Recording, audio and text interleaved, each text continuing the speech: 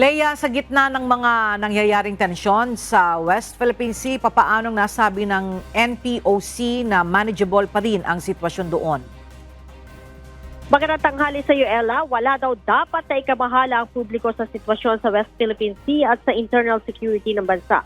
Base sa paglalarawan ng National Peace and Order Council o NPOC sa isinagawang meeting dito sa Campo Crame noong nakaraang linggo, ito ay nananatiling under control at manageable. Ayon kay PNP Public Information Office Chief Police Brigadier General Jean Fajardo, ito ay base na rin sa mga ulat ng National Security Council at ng mga commanders sa ground na direktang nakakakita sa sitwasyon.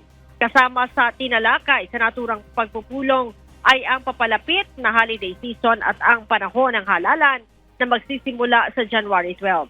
Ella, sinabi din ni Brigadier General Fajardo na nagsumiti na rin ang PNP ng listahan ng mga lugar na posibleng mapabilang naman sa election areas of concern, subalit hindi muna ito inihayag sa publiko. Dadaan pa daw kasi aniya ito sa validation ng konseho, kasama dyan ang Armed Forces of the Philippines at Philippine Coast Guard, kung saan ang Commission on Election ang mag-aanunsyo nito sa publiko. Ang pulong ng security sector ay isinagawa ilang araw matapos na magpahayag ang PNP at AFP na hindi kailangan pang magtaas ng alerto sa kabila ng kasalukuyang ingay at bangayan sa politika. Maraming salamat, Leia Ilagan.